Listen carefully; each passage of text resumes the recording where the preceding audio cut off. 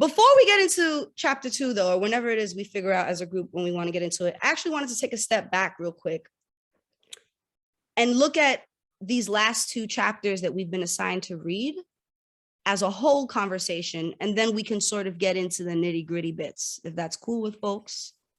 If it's not cool, feel free to type in the chat or unmute yourself. I have a question, and it's open to everyone, whether you've read the chapters or not. I'd like for us to come up maybe with like a group definition real quick of 2 words, if that's cool with everybody. The first is objectivity. How would we define objectivity? And this is a group question, so how would we define it as a group? Sure, but how would you define it is really what I need to know. Feel free to unmute yourself, put in the chat. If you have an example, maybe you can't describe it, but give me an example. That works as well. What is objectivity?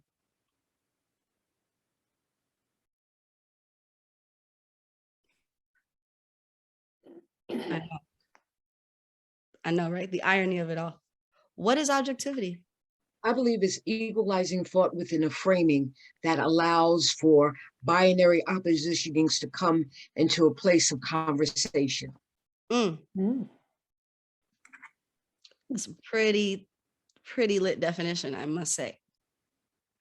Carol said, focused on the factual impression and thought. I was messaged objectivity, a place of neutrality, everything you've named, Loretta. Yes, that's it. Unbiased. Absolutely. Absolutely.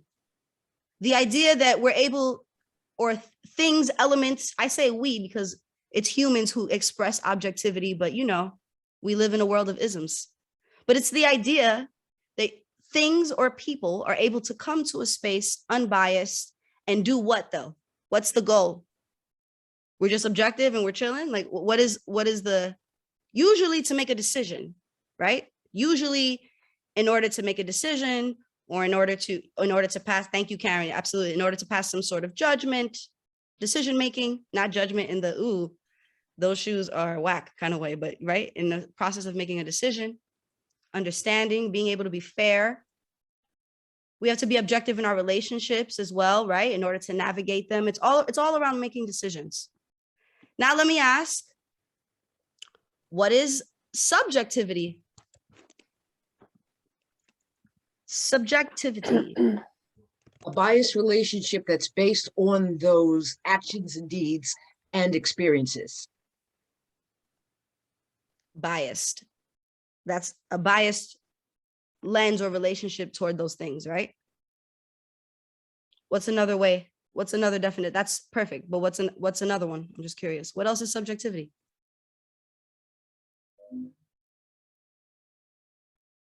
One's personal experience in the world. Mm-hmm.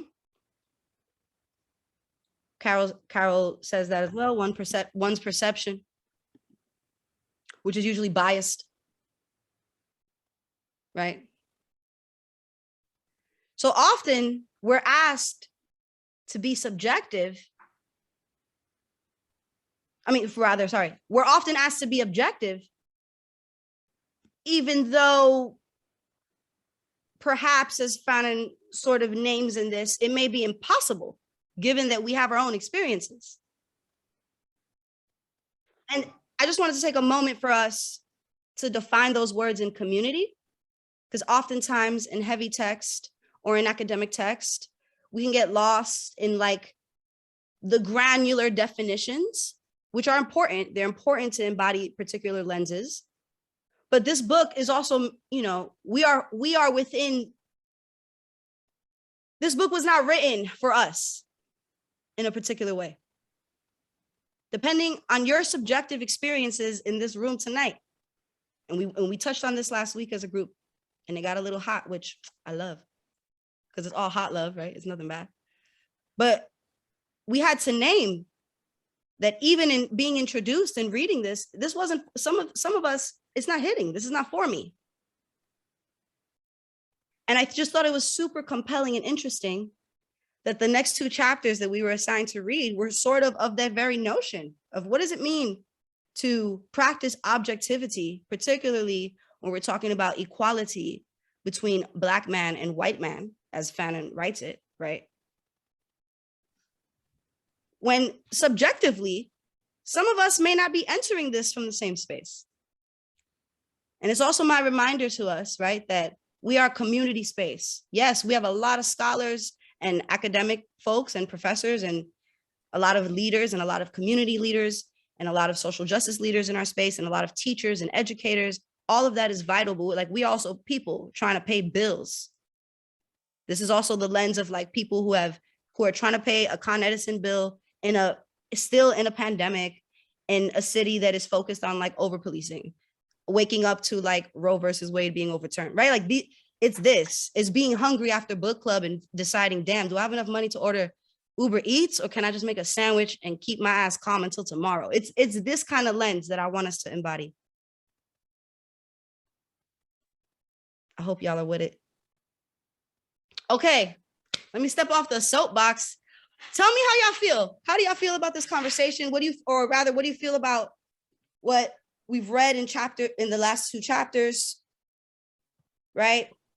I just want to touch on, because I couldn't help you in defining those words, because I can't help but think of how loaded, especially the word objectivity has become, because it's so frequently weaponized and held as the standard, right? Oh, you should be striving for objectivity to the detriment of subjectivity, which is used to suppress what oppressed peoples have always gone through, to say like, all right, well, this is just an anecdotal example of something you went through, and trying to dismiss it. Oh, we should strive for objectivity. So the entire time we were defining, I was like getting hung up on that of like how data could get manipulated, and you can use all sorts of objective facts to make an argument for some of the worst things, the worst systems that we've seen in civilization. And precise like subjective arguments, right? Because that's literally then the same data, to your point, that's being used to then turn around and create something else. Absolutely. But also looking at it from a perspective of Fanon, what he was doing at the time is these chapters that we're talking about, he's looking at it from, which is really interesting. Him being a psychologist, but he's looking at it from a sociological perspective. And I thought that was really interesting, how he engaged those and intermingled with that, how the writings were problematic for him, but he had to draw from that to start a conversation, and how he constantly brought César in it in reference to colonialism. And so what I did is when I bought Fanon, I bought César because I knew that was going to be part of that discourse. Right. And so when you're looking at that, I think one of the things, and I'm just excited to share this because I've been reading, but now this book I've read every decade since 1960s. And every year, every decade, it comes different from a different perspective. But what is really interesting that I'm drawing from it now is that while so much has changed, nothing really changed. Mm-hmm. So when you start reading and hearing about what happened to the man in Madagascar, sounds familiar. Mm-hmm. When you hear about the binary oppositioning of the identity of what Blackness is, sounds familiar. So one of the things that struck me is how is it that things really don't change? How is it?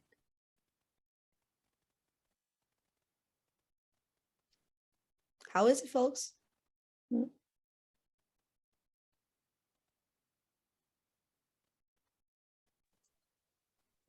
It's interesting to me, and I'm sorry, let me turn my camera on. How's everybody doing? It's so dope to join y'all. I was trying to get here last week, but I got caught up.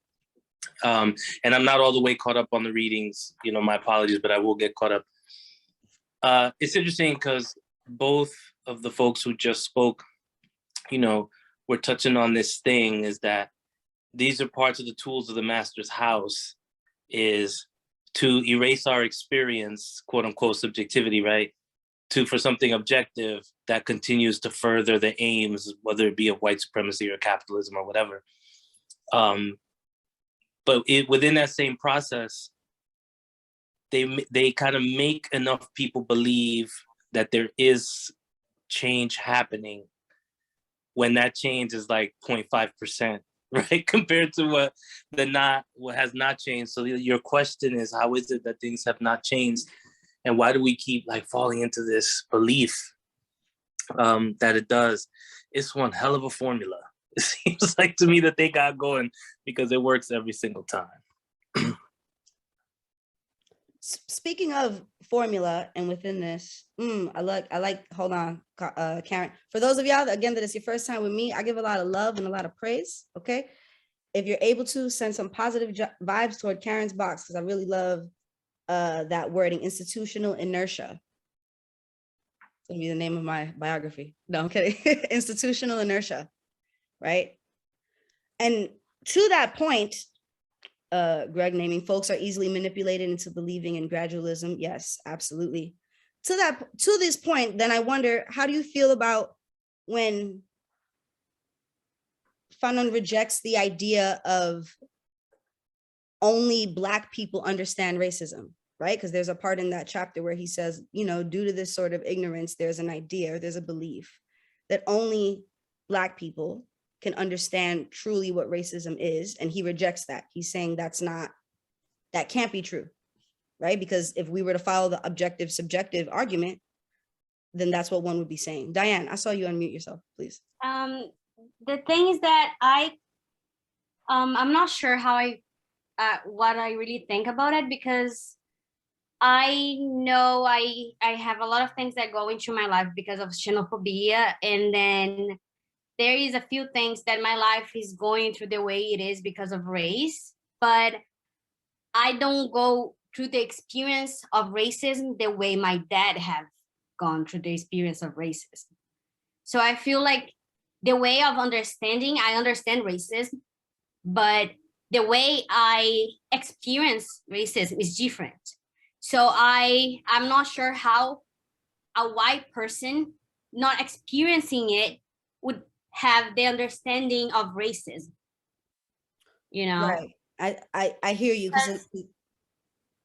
because like I'm very you know, I have like someone very close who goes through way more than I go through. So I'm like also living part of it because I'm living into the same space, but it's not straight affecting me. And the way it's affecting me is less than it is affecting this person. And then if you're not going through any of those things and you're just seeing it in a point where you are in a place of a comfortable place, how do you feel the racism?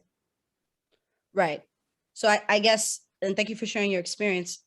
I guess to add to that question, let's modify the question then and say, is understanding, because we're naming, understanding is not the same as experience, right? So without experience, can you truly understand something like race? Can you truly understand its effect? I would still argue maybe yes. Like I agree with what Fanon is naming. I reject the idea that it's impossible. Yeah, well, I'm in agreement there too, because what Manoni is saying is that's what Fanon is opposing, Right. what he is saying. And so one of the things that I thought was a interesting analysis when he identified that the experience of the Jews and their aspects of racism. So when we identify racism, there's a cultural construct within racism that makes it unique within itself. But the overall platform of racism is based on its originality, which can be identified under colonialism. Now, even though colonialism started after the slavocratic system initiated, it still helped to structure and ground the existence of an identity and a mental state for those of African diaspora that is unique to itself because of how it was positioned into the space that he called primitivism. Right. Now, we know about primitivism because of anthropology. It was anthropology that started that whole aspect of primitivism. Absolutely. Through craniology. That's why I'm an anthropologist. Right, anthropology and medicine. Absolutely. Yeah. Absolutely. Y'all better give them gems to Miss Loretta. Like I told you, if you've never been here before, we send the positive gems that way. Thank you for sharing your experience and naming that as Fanon names, I have to have, you know, he's against anti-Semitism because he has to have love for his Jewish brother, right? Because of that experience. My question in my modern, nothing but a little baby walking this earth lens is, you know, is that experience reflected and reciprocated? Would his Jewish brother feel the same for him? Depending on the circumstance, right? Actually, so I think that this is a great place to bridge. And also, I'm just getting done with work, so I feel like I look a little crazy. So that's why I don't have my camera on. But I think that kind of bridging what you just said around, like, you know, how does the Jewish brother see, like, how would, you know, kind of this theory fit within this realm of anti-Semitism? I actually jumped back to this idea of objectivity, because I think that, like, when Fanon says that, like, objectivity is dishonest, it's like, I think a part of it is like, I think I'm sorry, I don't know if this is like, again, No, I feel like I'm having you're a mush killing brain it. from work, but You're I killing think it. a part of me was like, a part of, I think, the indoctrination into colonialism is this, like, very rational, linear, the thought around this is how things work, or like this is what should be. And I think that what, like, Fanon is kind of like disrupting in a way is this idea of rationality. So it's like, it's rational to think that, like, someone who experiences racism will be like, yeah, that's racist, or like, I experience discrimination too, and so, like, boom, we both get it. I think if anything, it's like, I think a part of the work that kind of spoke to me was like, well, what does it mean for this system to corrode all of us? And again, I'm not saying that you're mentioning a kind of hierarchy, but I think that there are moments where it can feel like, well, if anti-Semitism isn't anti-Blackness, then how can we, you know, do work together? Or like how, but I think that sometimes it's like, maybe it isn't. And like, where are the places where they diverge, and where are those particularly opportunities for us to think just differently? So again, I'm not sure if that's coming off as cohesive as I would like, but it's like there was a kind of corroding, there is a kind of non-being that happens because of colonialism, period. There is a non-being that's happening because of these systems. And I think for us to say, well, these are the same, and I'm not saying that you said that, but that, like, No. My that, question, no, my question, it was a question and you're answering. You know what I mean? Like, that's obviously, you're killing it. Keep going. yeah, no, I'm sorry. I'm just, Yeah. this is my first time here too. So I was like, oh, I don't want to, but yeah, I think that that's kind of where I've been. And I think that some of the work too was speaking to this idea of being a non-being, which I feel like is the opportunity. It's like, well, how can we, again, undo a being that is not serving us? So anti-Semitism is not serving folks. Anti-Blackness is not serving. Right. And then again, it's like, well, then who is it serving, right? Which is a different question. But I think, again, there's this kind of opportunity in the idea of not existing or being a non-being, and like, how can we undo existence so that we can think differently about how we exist? And that's my last little thing. So thank y'all. Better not be your last thing. And to your point as well, it's not a different question. It may be the same question, right? Like, so the idea is, if it doesn't serve us, if these non-being identities and ways of colonialism exist, navigation doesn't serve us, it does serve someone, right? So who is it? And I think what Fanon is the whole point of this book, particularly in these 2 chapters, is to introduce that these systems do not serve us. And how do we redefine them, right? So shout out to Tuesday. Oh, we're giving mad gems tonight. Oh yeah, these are gems. Anais, please. Yeah, I wanted to try to answer your question. I thought it was an interesting question. So I was, struck by how much Fanon talks about anti-Semitism and the othering of the Jew. And I was, at first I was reading, I thought, oh yeah, right. So okay, he wrote this book and it was published in 1952. It's right after World War II. The Holocaust and the murdering of, the murdering of 6 million Jews, and like how they did that, like how the Nazis achieved that by playing on the anti-Semitism of othering. Like that was I thought, like he used the word othering and the notion of othering when he talked about anti-Semitism and what happened there, like that. And I would also say that it's not just, World War II wasn't an aberration. Anti-Semitism has been around for, thousands of years. Right. And it was just like a historical moment in which then it was, expressed in a way, of, genocide. Right. And so Or I thought, yeah, that's why he's really connecting with it, because he was part of the generation that just went through it, that went through this world phenomenon of experiencing the murder, of 6 million Jews. And so he's saying, so I see that, and I see how he's saying, this is my brother. There's a way in which I feel like there's like what he's saying, and white people are my brother also, like that there's like a view that he wants to achieve and hasn't been achieved, a world in which white people could be my brother. But when it comes to Jews, he does, it seems like he sees the othering of the Jew as an example of what happens.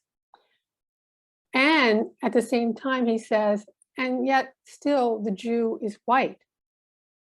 And unless he reveals that he's Jewish, he could get by, which a Black man can't, he says. A Black man is bound by the look of his, the color of his skin. And so in answer to your question, and I'll just say, my father's Jewish. And so it's been a kind of a personal journey for me to see the transformation. This is what my opinion is, my experience, the transformation of the relationship of Jewish people to Black people.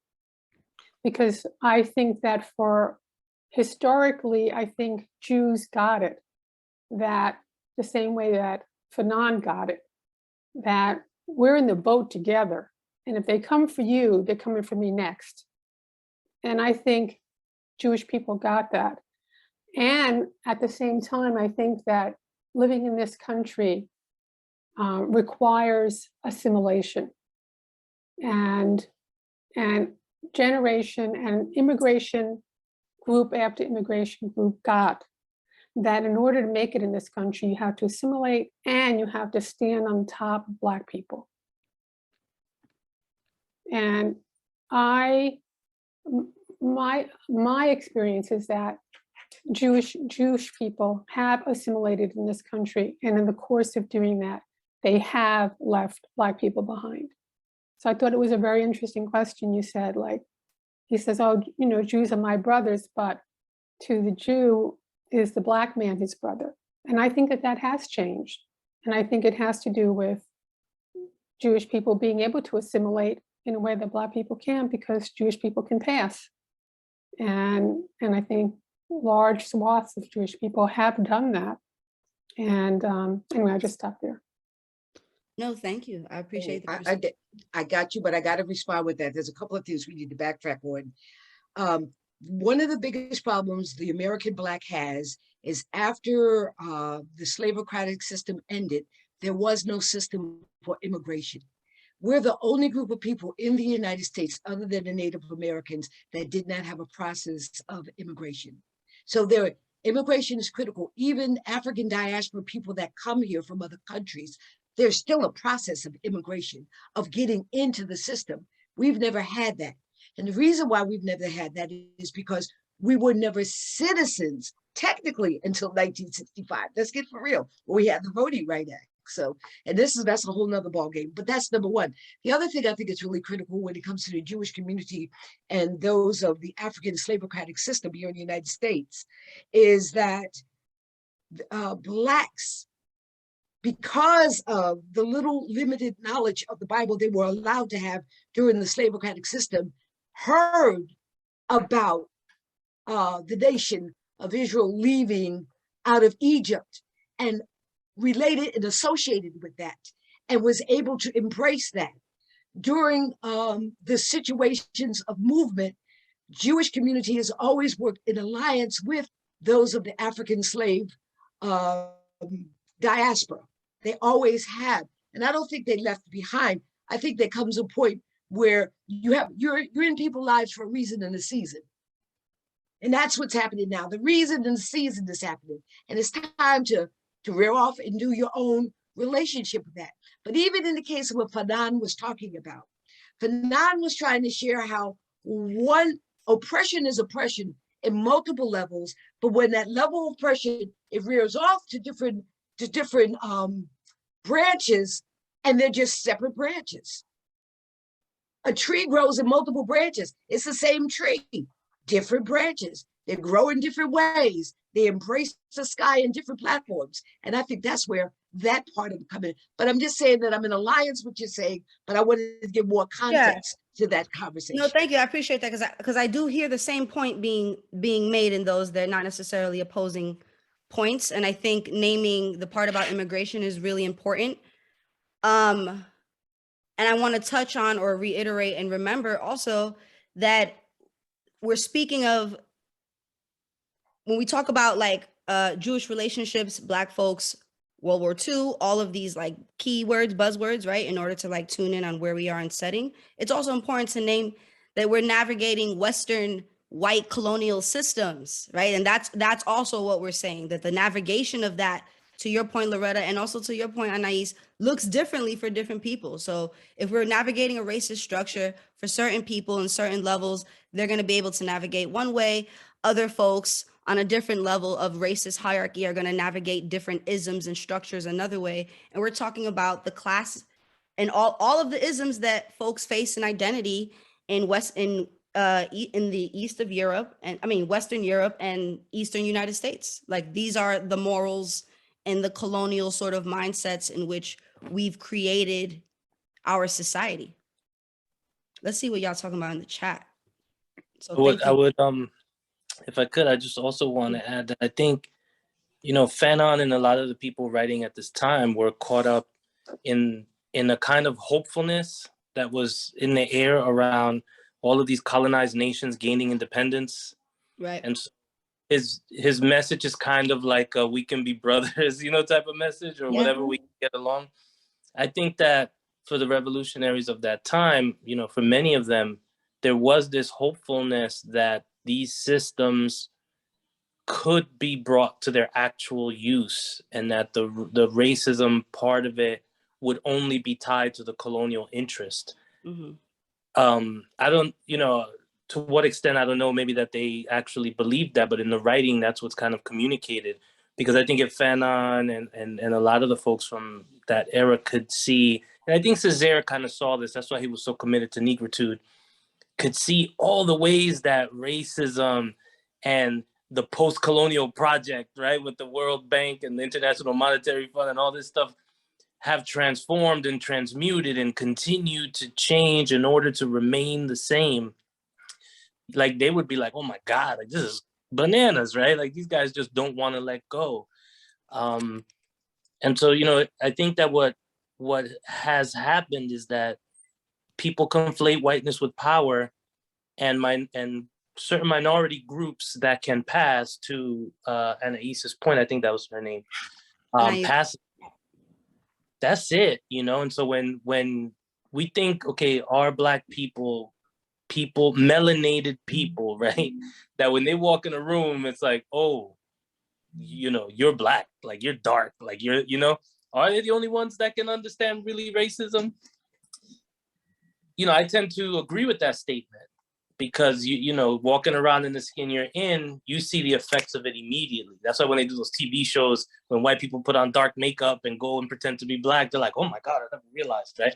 Because it's like that. It's like when you show up. You're talking about Tyra Banks in 2007. If y'all don't know that, have a fun YouTube time tonight. Google that. I promise you, she went out. Or that your show, girl Tyra. Remember that show Black and White from like 2005, Ice Cube? It's on YouTube. He would switch with people, like people to be Black. I do remember this show. Does anyone else remember this? They switched the families, remember? It's on YouTube for free, y'all. You can watch it Black and White. You're gonna make me put it in the chat. But continue your point. I'm so sorry. I got excited. No, it's all good. So I think that saying, hey, whiteness conflates with power, if people know they can pass and they can get close to that power, you know, they'll jump over and back on that fence, over and back in that fence to go. And so Black people that cannot do that, they recognize it when they see it. They see all those little nuances of racism. I think there is a distinction. Could you go all the way with it? That's up for debate. But there's definitely a distinction with how melanated people and Black Americans recognize aspects of racism that other people just will not even be able to see. I believe that. Can I piggyback off of that? I want to come after you, so go ahead. Okay, yeah, I was just gonna say, I think, and I used to spot on about the whole assimilation element, and how, like, you know, Jewish people back then, they kind of were, you know, on the same wavelength as Black people, but have kind of like gotten to a point where they've assimilated the same way, you know, the Irish people or, you know, the Italians kind of have, and even a lot of light-skinned passing Black people and Hispanics as well. They kind of adopted the whole white supremacist element and are able to take advantage of it in a way that, you know, I would say more slavable or more African featured, darker skinned people cannot do that. I currently live in Crown Heights, and I'm watching, you know, hypergentrification take place on a daily basis. You know, Jewish people, you know, they could take their yarmulke off, and you wouldn't even know they're Jewish. And you know, the NYPD, they send their cops to Israel to get trained, and we all know what's going on over there. So I'm not saying that, I'm not trying to generalize. And there's also a lot of different Jewish people. There's Black Jewish, there's Ethiopian Jewish people, you know. So I think when we compare an ethnic group with a religious group, there's a lot of things that can kind of get mixed up. But yeah, it's just interesting seeing it all play out. And I agree with what everybody's been saying. And I really enjoyed the conversation. This is also my first time here, so thank you. Thank you, Gabe, for coming. And Gabe, right? I said it right. And okay, great. And I'm going to call on you right now, Alexis, but I just want to also name that, again, within Jewish, again, the perspective of post-World War II or during World War II, not even post, right? And seeing sort of what the religious and ethnic consequence of identifying as Jewish was, right? And naming that in a particular way. And you're totally right. As a religion, Judaism exists for many different groups, but, you know, we are centering in that notion. And I want to kick it over to Alexis because I forgot my other point. Oh, I put that corny, crazy ass show in the chat. I promise you it'll make you laugh. You're going to think of me. You're going to be like, wow, Paula's so great. Alexis, please share your gems. So I want to talk about just the switch that's happened, at least in the last maybe 10 years. I want to say like in the last 10 years about racism and it not just being an experience of people of color, but also experience of people who are white or ethnically white and culturally white. I remember I worked at a city agency, and this was the first time that I was one of the few Black people in the space. Most of the jobs that I worked, because I used to work directly with youth. I would be, you know, everybody would be of color on the grounds, and then all the people who were like higher up, the lighter it got. But I started working at an agency that I used to say I was a piece of pepper on a pile of salt, because literally the only, right? And I would sit there and I would watch how particularly white women would talk about like, and it's these old white men making these decisions. And I'm talking about in public. And I was just like, wow, I'm pretty sure back in the day when there were Black people who were the only, at least like let's say 30 years ago, people would say stuff like that because it was okay to say things about Black people in public while Black people were sitting in the room. And how white men are not really given space to say like, yo, you know, that's kind of messed up. That's actually racist, or that's sexist, because they are seen as like the epitome or the people who hold the power, when not all white people or white men or men hold power. And to be able to say racist or sexist or just discriminatory things in public as if that's okay has now become the norm for people against white people or white adjacent folks. And I just want to say that I think at this point, yes, I think white people or people who are white adjacent understand what racism is because of that normalcy. And every time I see stuff like that, I just always think about the pedagogy of the oppressed, because I'm like, you still doing the same thing that they were doing to us. You're not doing anything different. And now there's going to be pushback, and then it's become even more violent than it was before, because there are things that white and white adjacent folks have been able to do with impunity because it's in the law and structures to maintain that rule of law. So though we get to say it out in public, it's like I've literally seen people silence white people in the room. This is our stage and we're not gonna, I'm like, yo, like, what is that? Like, I understand that they might not have the popular opinion, but their opinion is still valid, and theirs and his experience. And I'm not sitting here like saying I want to teach a white person how to not be racist, but I also want to teach Black people how not to be racist, because that's a thing too. And we always want to say that Black people can't be racist. Yes, we can, and it's been shown in the last and particularly around the time of Trump. So that's just my take about it. Like, I think that people can experience it and understand it, but particularly right now. And I think that this is a critical point in our discussions about race, racism, and discrimination, because of the fact that the definitions, and here the definitions about what a man is, what a white person is, are of question, and now they're defining it, and it's coming to be some hard lines, and it's becoming quite dangerous, in my opinion. I really, really appreciate you sharing your opinion and your experience, especially because some of those, especially those group settings, you know, I want to name, and Loretta, I see you unmuted. I'm going to call on you in a moment. Thank you. I got you. I want to name that, you know, so 3 things. The first is that it is absolutely true. I've seen it with my own eyes. The ways in which cishet white men are experiencing prejudice from folks due to the fact that we are very clear. Currently, it's as a nation and in society and culturally, it's just where we are in 2022, right? And we remember this is post Me Too, post major heavy involvement from BLM, more importantly, post the murders of many, that bloody summer we had with many Black lives being stolen, you know, post Trayvon, post Michael, post Sandra Bland, like we could go on forever, you know what I mean? And I think that, yes, we as a nation right now, it is culturally popular, appropriate sometimes, and even acceptable, particularly for white folks, to sort of be in that sort of allyship in language. It may be performative, right? Which is what you're naming, seeing people just call people out as if, you know, you don't know someone from Adam and you just calling them out because he's an old white man, or whatever it is, right? Whatever that idea is. Some of it could be performative.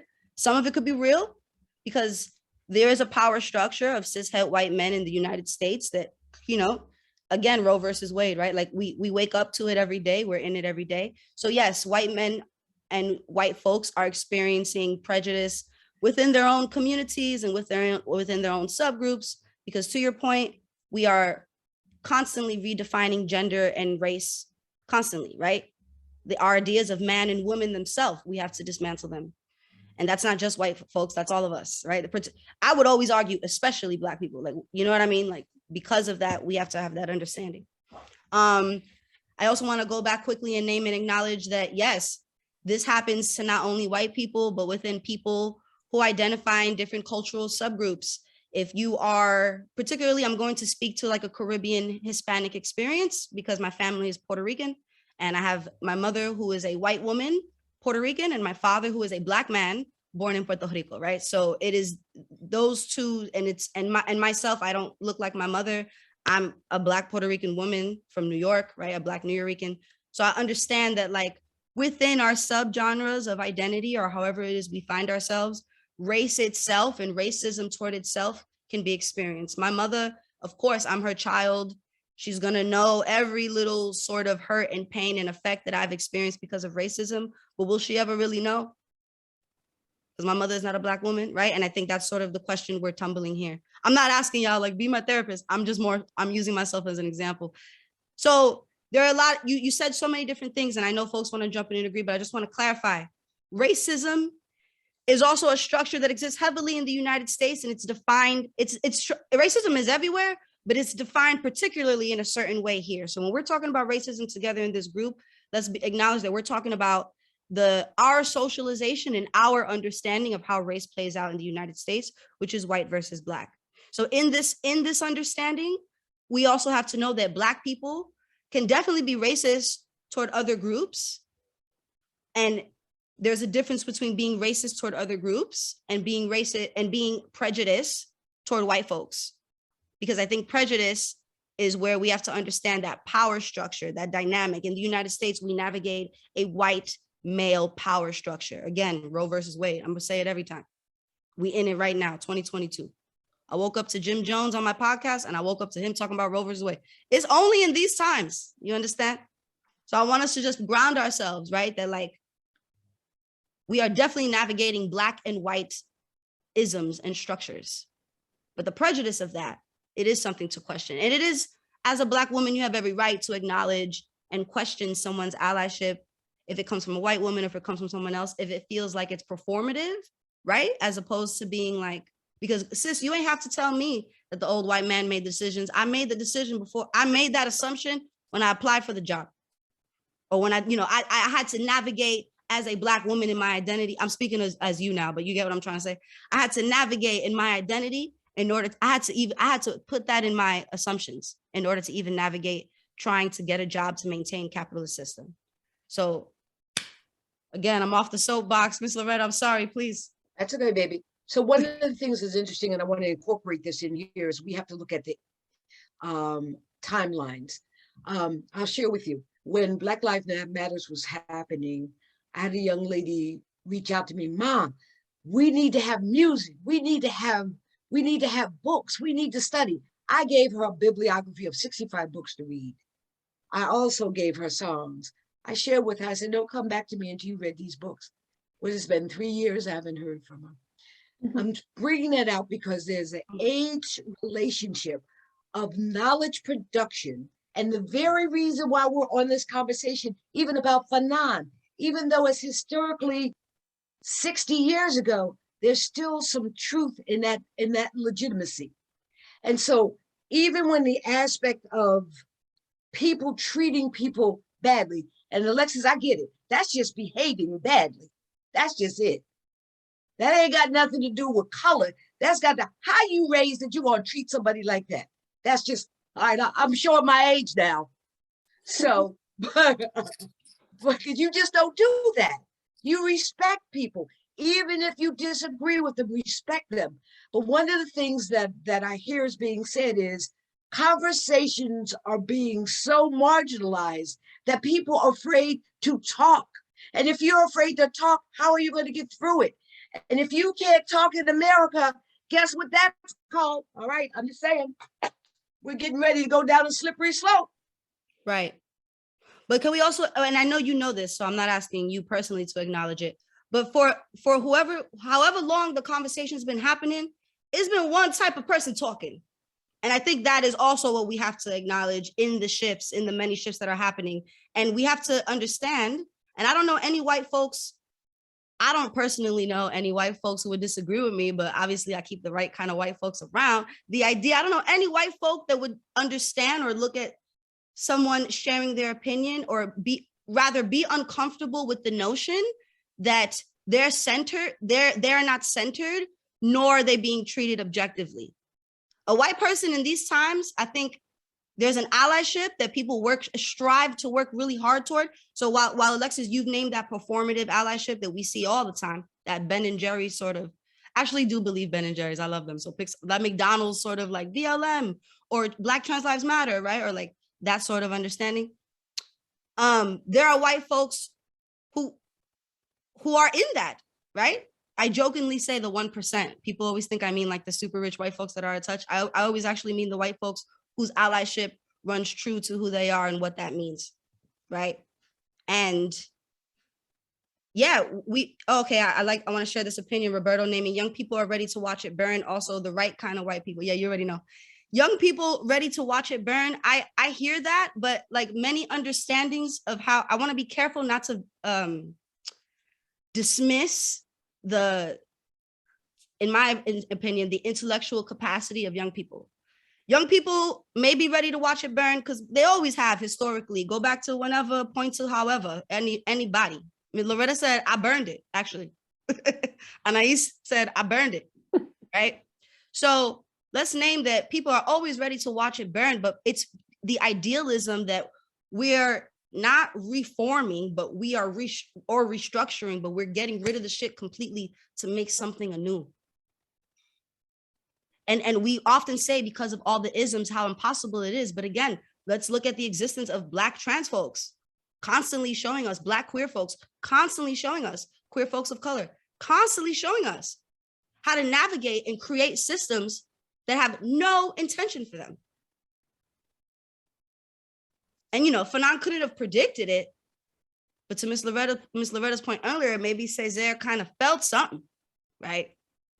Because this idea that like, as we get into the granular sort of labels of identity, there's this idea that like, oh, young people get caught up in that. But the only reason why that's happening is because we're looking to start something new.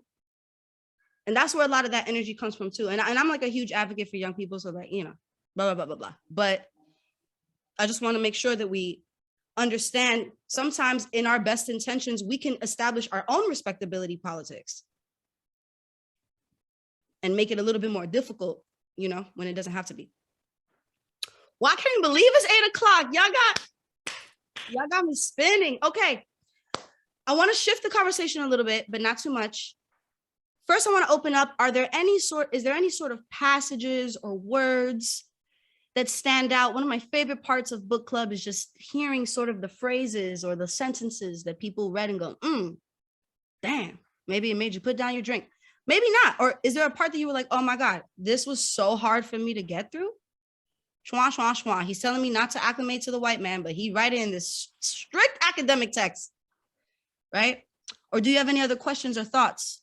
Let's see, Alexis. But what does it look like without historical knowledge or without the loss of cultures birthed from othering? There isn't, right? I think that's the point. Like there is no other. There is no. It comes from us. There is no. Now whether oppressive powers or people who align within oppressive identities see that, that's a different question, for sure. Or rather, that's their question. What would it look like without us? But the truth is, we know that there is none. Yeah, I think that's what Fanon was trying to imply, that the fact that the othering is because of the principle of the other, and the principle of the other is the other that has been othered, which is us. Because if you think about the othering of us's, what would there be without us? If we remove, you know, for years they've been trying to have a blackout. And so the blackout, we're trying to do it economically. Back in the 60s and the 70s, we tried to do it by just sharing everything that the diaspora people have created and removing it for a day and see how life would function globally. Right. See, in order for people to give you the respect you need, you got to show them what they brought to the table. Unfortunately, the othering under the space of colonialism and the slavocratic and planocratic system have removed us from the very essence of who we are. We did this. The only reason why America has not made its 300th year birthday yet, anniversary birthday, is because of the backs of who they used. See, America went from a baby to an adult and didn't have adolescence. What we're trying to do is show you, let's get back to your teenage years so you can identify who you are. That's what you got to do. Right. Right? Don't start me preaching. You know I'm on day. You better preach. You better stop. You better not stop. Go off. Go off. Respectfully, you know, sometimes I curse during book club, but like the kids would say, talk your shit, Miss Loretta. And not the kids. I'm inappropriate. I would say it. But go off, Miss Loretta. Part of that, I just, and sorry, I hear someone talking, please. Oh no, I didn't know if I could like jump in for a second. Mm-hmm. Okay. Actually, so this is a bit of a diversion, but I think it's kind of a bit of a bridge, like thinking about, well, what would America be without Blackness? And actually, because you asked like a passage that spoke to us, and the passage that I like underlined a lot was, as a psychoanalyst, I should help my patient. I'm so sorry. Can you tell me what chapter, what page? Yes, my fault. I'm on page. I'm actually on page 100. Oh, you know what? It's okay if it's not part of the reading, girl. I think it's on page 100. I don't know if it's I'm on my iPad, so I'm not sure what chapter I'm in right now, to be honest. Well, stay around with page 100, see if you catch it. If you do, okay, I'll be sure next time to. No. That's for everybody. Now I have to go back to page 100 because I was scrolling. But kind of to the around this question of like, what would America be without Blackness, or like how we are even conceptualizing this, I guess, idea of, you know, how colonized people, particularly Black folk, exist in the space. And the quote that jumped out to me was, as a psychoanalyst, I should help my patient to become conscious of his unconscious and abandon his attempt at a hallucinatory whitening, but also to act in the direction of a change in the social structure, which the first part of that for me was like thinking about whiteness as a hallucination, like literally as a kind of mental, and I'm not even, and these words have particular meaning, so I don't want to say like a mental psychosis. But this is what he's saying. He's named. Yeah. That's exactly what he's saying. Yeah. So for me, I was like, you know, really trying to, because I think that, you know, in this moment, it's like this idea of really like the Black patient, like, you know, to be conscious of this unconscious desire for whiteness. But I also think that like whiteness being a mental condition, like being a positioning. And so it's like, well, what is America without Blackness? It is nothing. Like It is, because Blackness is constantly in opposition to whiteness, but also just from like a psychological standpoint of like, well, then what structures do you have? Like, if there is no antagonist, then there is no hero. And so it's like whiteness does not get to be hero anymore. And I think it actually has to question its being. It has to exist. And I think that in many ways, the part of the argument is that the structure does not exist. Like nothing exists without the kind of, I don't know, it's the hallucinatory nature, not only of whiteness, but also like of like the way that Blackness is constructed. And not saying that these things aren't real, but just that the consequences of them structurally are very real. So anyways, well, if we're gonna, absolutely. If we're gonna say that whiteness runs systems and structures, then, you know, the flip side of that is that those not identified in whiteness, there's a product of what happens in that, right? And like that affects us. So no, thank you. That's spot on. And I want to name that I agree that Fanon is sort of making the comparison to whiteness, not whiteness, but the need for assimilation, the want and need to assimilate from the Black man to the white man, which is what he's writing in these two chapters, itself is what drives sickness in the Black man. It's what drives maybe mental despair. It's what drives, you know, I'm going to add my own words now, like a feeling of maybe a feeling of unaccomplishment, a feeling of not being good enough, a feeling of having to constantly keep your head afloat, these many systems and isms and structures, right? So I really do appreciate that perspective. Let's see what people are saying. But whiteness is only the anti to Black need for Black people. But what does that mean for white people, Blackness? it's not, but I don't think we're naming that it's the only anti. I think we're naming that whiteness has created these systems and structures as is in order for folks who don't identify within whiteness to not succeed or fail, or to, in order for those things to be there so that whiteness can achieve whatever its goals are. Supremacy is one of them, over bodies, over money, over land, blah, blah, blah, blah, blah. And we talking about whiteness really vague, right? I'm not imagining a Illuminati group of like 5 white people in a room, right? Like that's, people do believe in that kind of stuff, but it's not this kind of book club. But there is the structures of whiteness that propel this idea that do exist within this country. And I think that's what we mean when we say white people or whiteness. I don't necessarily mean, like this person. I don't even mean Trump, because I don't even think he has enough money or capitalism like that. You know what I mean? I'm talking about like the Elon Musks of the world, the people who really get things shaking and moving. Let's see.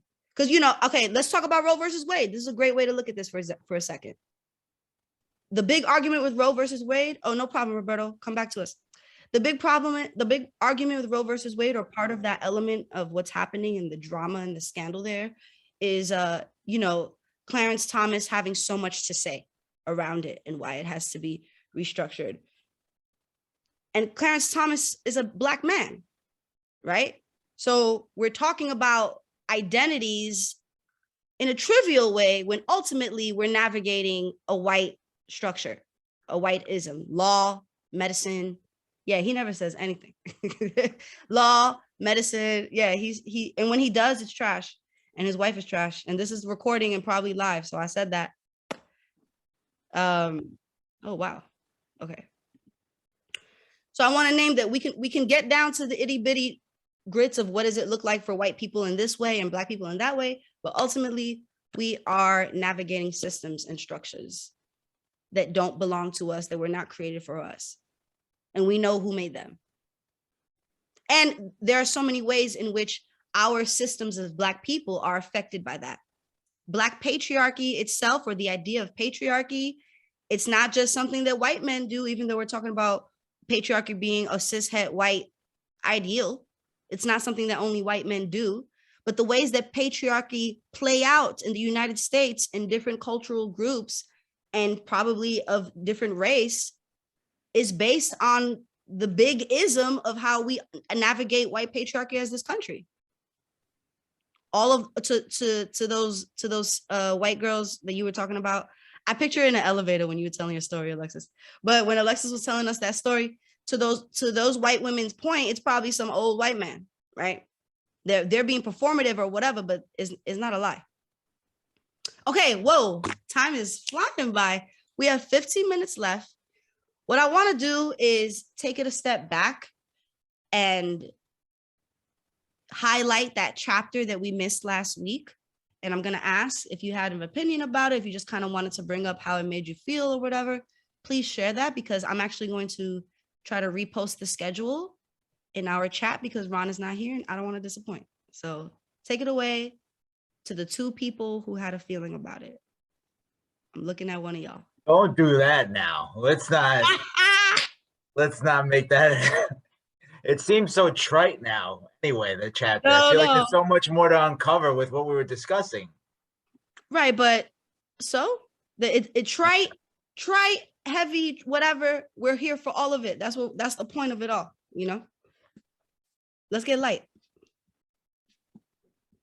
I mean, what just stands out to me, because that chapter, was it white man, Black woman, right? And I know we were talking about chapter 3, which was Black man, white woman. The reason why that generated more discussion, and why I think on a larger scale it's discussed more, is because the most abominable, right, horrendous thing that you could have in the eyes of a white supremacist system is Black man, white woman. So that's why that generated that discussion.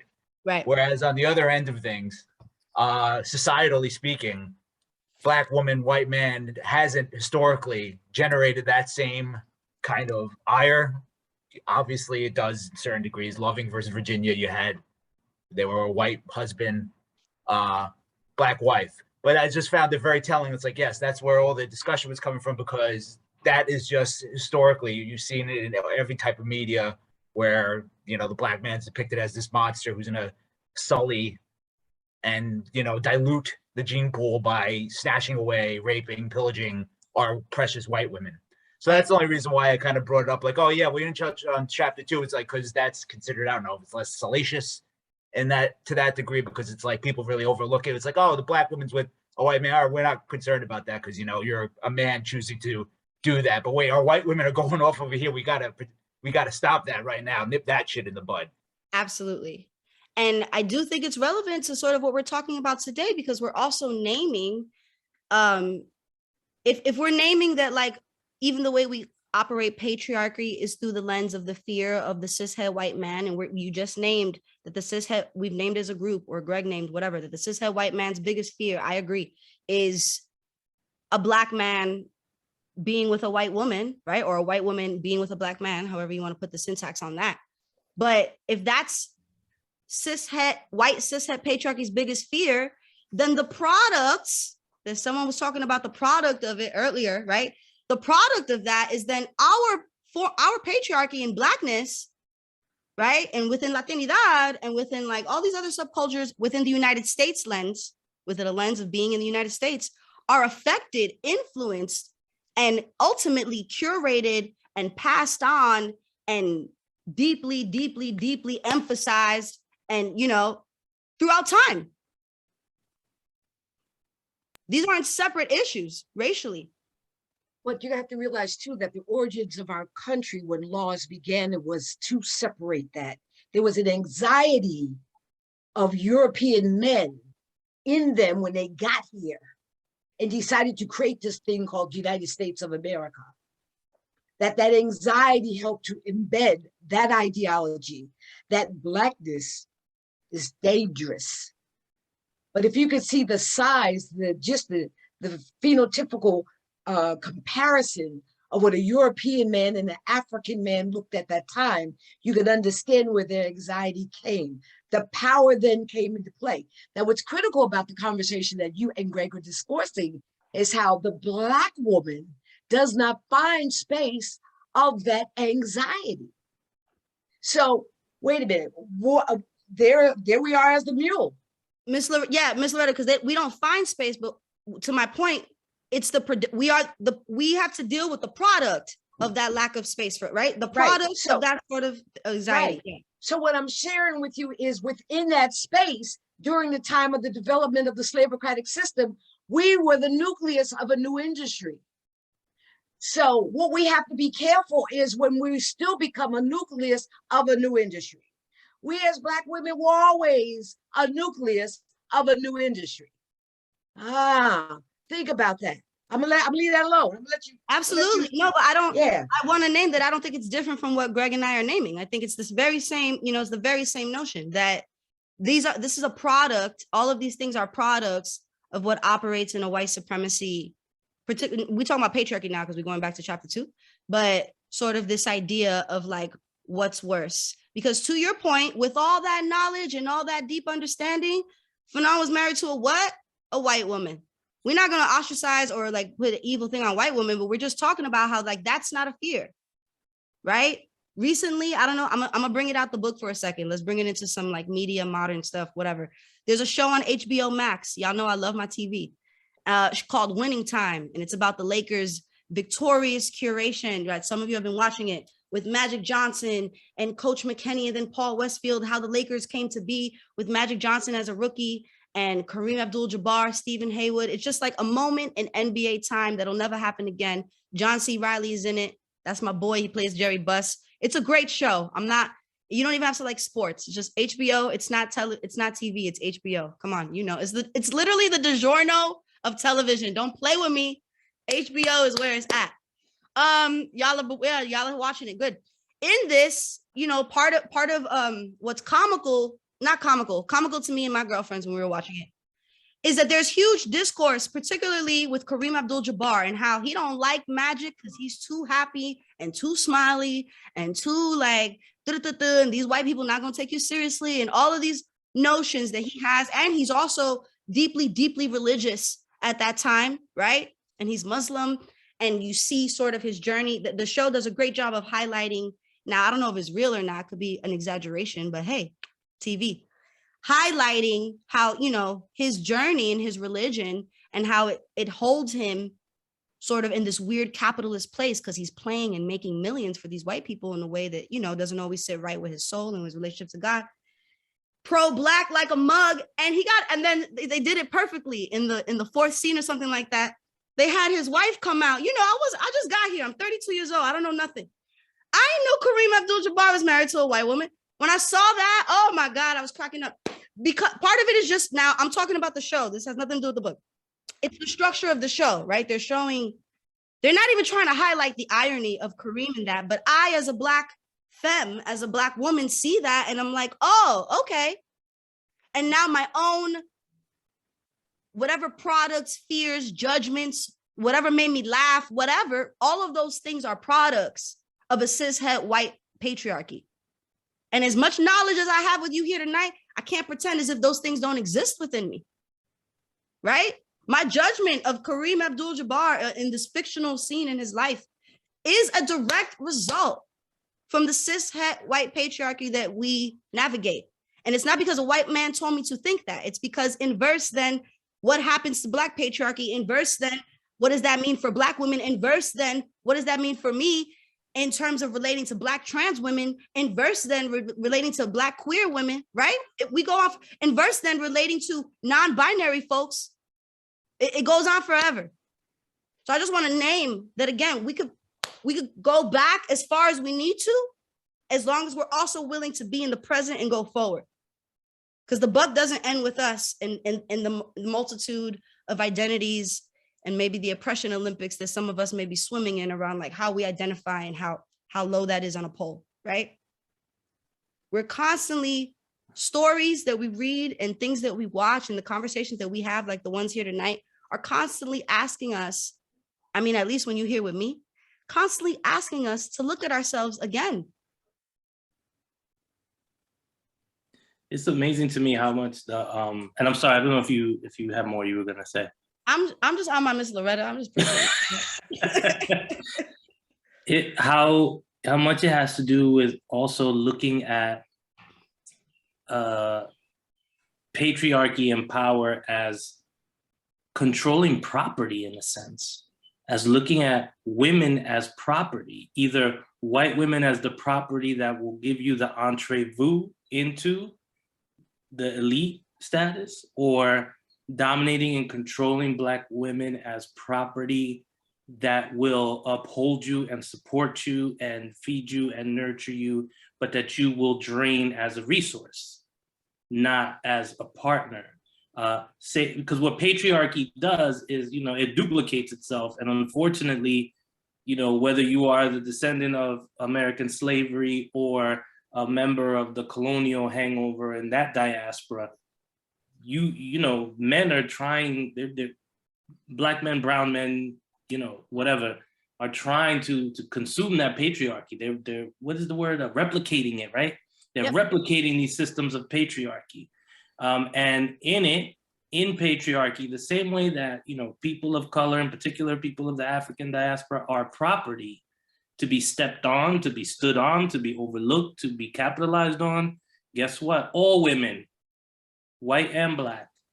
And you know, there's a lot you could read on the ire of white women in their recognition, you know, that they were a good tan away from switching places with slaves, right? Because, well, you know, all of that. So this idea of being property, and we're seeing that, you know, in this moment, the Republican Party, to bring it to modern times, is doubling down on this notion that women are property. And if, you know, if you're raped too bad, you know, you can't abort it. If you're, you know what I'm saying? And all of this and that, we're seeing that double down. And that's regardless of, you know, either how it cuts across, you know, Black man, white woman, Black, white man, Black woman, this idea of property, and that the dehumanization that comes with, however subtle it might be, Like we have never gotten away from that. We have never gotten away from that. And again, even in how we're speaking, and that's rooted in a cishet lens, right? Because we're talking about man, woman, man, woman, man, woman, man, woman. So all of that is also, it excludes so many different people. So I really love that you made that point. And I also want to reiterate what am I saying? I also would like to reiterate and name that we're talking about folks, and yes, the white Republican Party is doing that. The white Republican Party, my bad, the black one, Clarence Thomas, you already know. The Republican Party is doing that, sure. And that is a way that it looks, and we know that. But also, we are doing that too when we exalt Will Smith for slapping someone for defending his wife, AKA property. I don't see a difference in that sort of mind frame. That's all I'm trying to say. Like, we also have to look at the ways in which we live in our modern liberal mind frames or whatever. And that's not all of us here. Not all of us are liberals. Some of us are like really raw from the gutter, radical, like I don't even vote. Like, I love all that.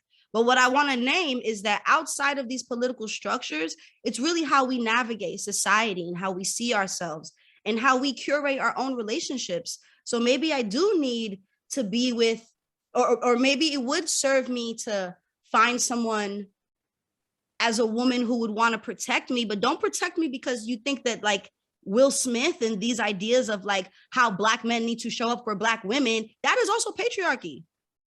Super paternalism. Thank you, Greg. I was bluffing on the word. You know, that's a huge, paternalism is a huge, huge, huge result of thinking that we're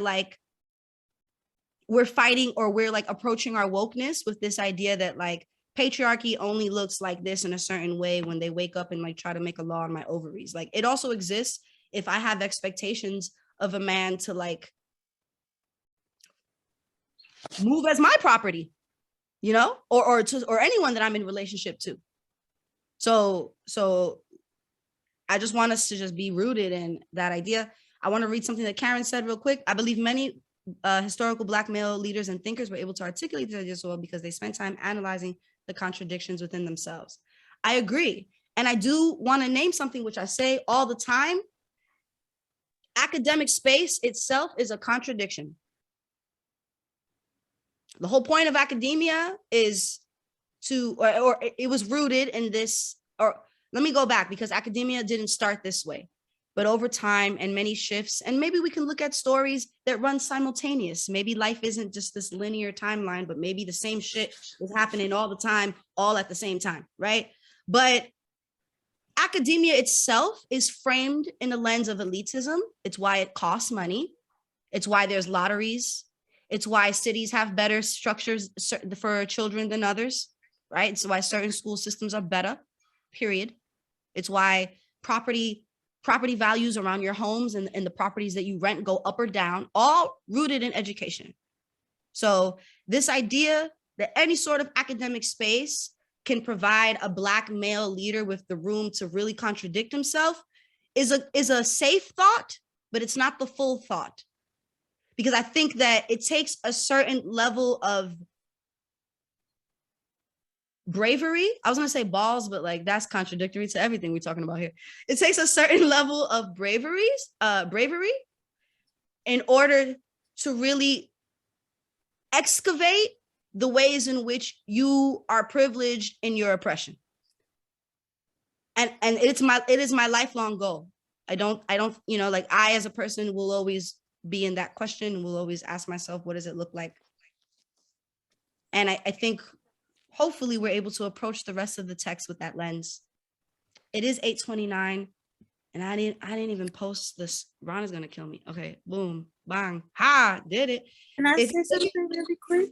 Yes, please. I just want to name, please, you could end us off. I just want to name that next week we'll be reading chapters 6, and that's pages 120 to 185. Pretty short read. If you need more time or whatever, don't worry about it. Skip ahead, go behind. And then we're going to meet for our final session on the 24th with chapters 7 and 8. We're going to be reading 186 to the end. If you feel inspired, finish the book. If you feel tired, don't. Sorry, please go. Yeah, no need to apologize. Being a facilitator is tough.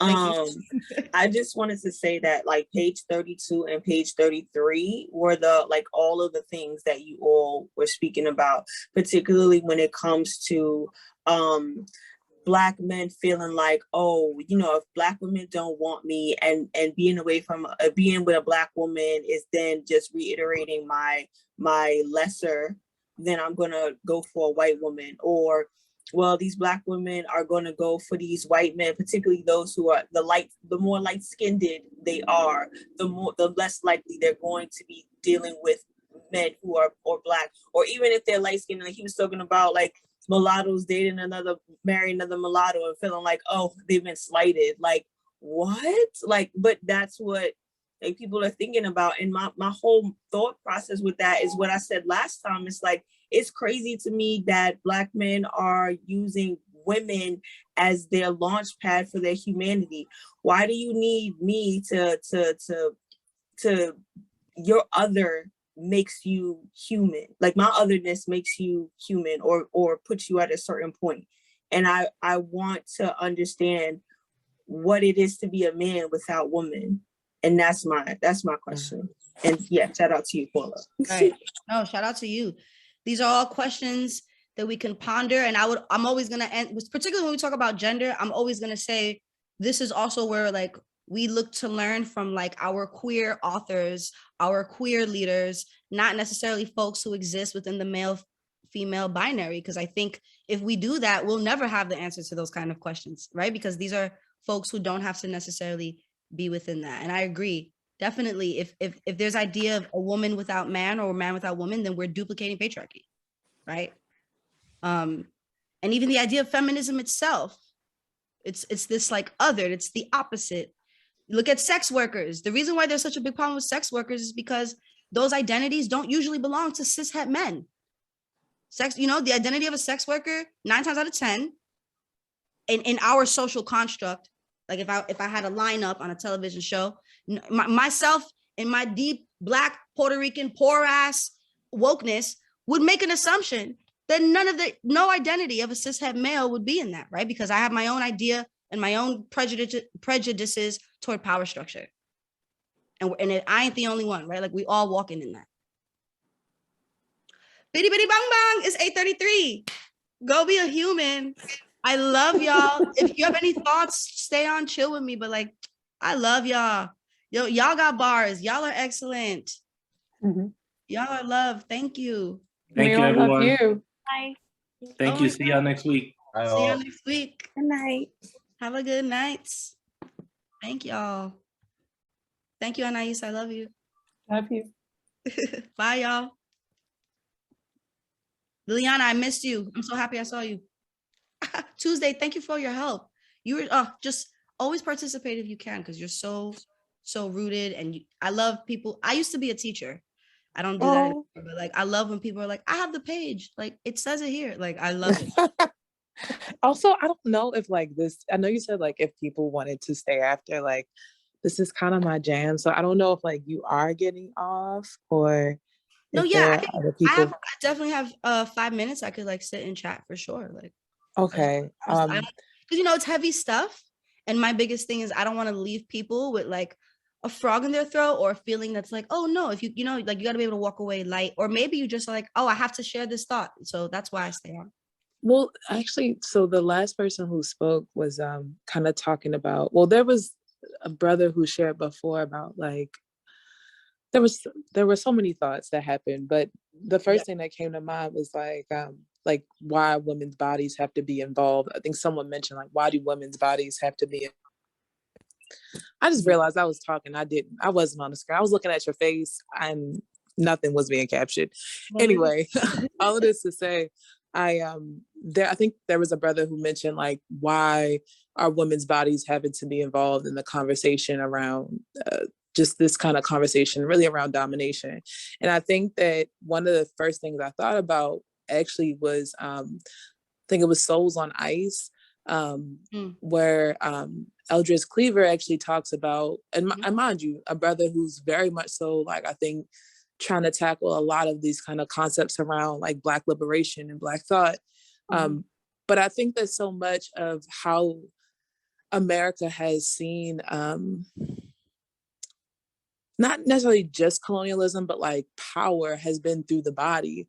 So it's like this idea of dominating the body is an idea of attaining power. And so even when like Fanon like starts off chapter 3 talking about it, I mean, to be honest, I felt like I was just kind of, sorry, I'm getting like a little alert. I'm in Maryland, so It's okay. all this to say, like he starts the chapter off like I was surprised no one was like appalled by the start of the chapter, like, because to me it read exactly the same as when Eldridge Cleaver talks about, and just trigger warning because I've for people who have experienced assault, like Eldridge Cleaver also, I want to pause, but like Eldridge Cleaver talks about like assaulting Black women as preparation to then assault white women. Like he talks about crossing the tracks to then assault white women. And I think so much of that like pain is coming from like the way that's like, well, white men are dominating my body. So in order to remedy the kind of like social, economic, political domination, the only person I have access to harm is white women, which to me was kind of like within the same kind of like psyche of how Fanon is talking about it, because it's kind of like this lusting for like white power via the white woman. Right. But we also have to like, remember that this is a conversation of body, but also violence. Because violence itself, right? Like violence itself, that structure exploits itself via capitalism. So if we look at the body as a capitalist tool, whether we give him birth or we give him actual manual labor, physical, mental, whatever it is, you know, that's how relationships work. If you're in an abusive relationship and you live your life in that understanding, there is not a bigger chance, but there's an emphasized chance that you are going to perpetuate that with those in your access, either your spouse or your child or whatever it is. So it's the same, you know what I mean? Like it's the same sort of concept of ownership. If this is how I was taught to own, or if this is how it was taught to own me, then this is how I'm going to navigate my life or my people or my community. Yeah, I really felt like that, and specifically around like this idea of this, like my last little comment, I promise, because I know like we're very over time, but it like very specifically around this idea of trying to kind of like will oneself into existence. So I think that like the sentiment with Fanon, literally, again, chapter 3 starts where he's like, I'm not going to read all of it. He says, I wish to be acknowledged not as Black, but as white. And it just, like, it's like, I am a white man. Her love takes me into the noble road that leads to total realization. And I mean, all of this is like wild. But I think it's very much so like white women as a way to create, like to give oneself a being. And I know you were talking about like pop culture, and I think so much about Kanye West, because I think Kanye West is such a great, like, again, I'm coming from the like academy, so like he's such a great, in my mind, like case study really around the intersection of like how in certain way like this obsession with whiteness can kind of be ill, like, and it's weird because I think that hip hop is an interesting intersection for that too, that like there is this kind of lust for power and domination as a grandiosity, but so much of that is also whiteness. And it's hard because like hip hop is a response to oppression and simultaneously embodying oppression at the same time. And again, I'm not saying they're equal. I'm just saying that like it's a capitalist response. It's like you could respond to oppression, but you also have to now engage in our capitalist system and be a part of it, you know? So yeah, we're not going to oppress you financially, but there are other ways in which now we have to, because most of us, the isms get to us because it affects our finances, you know?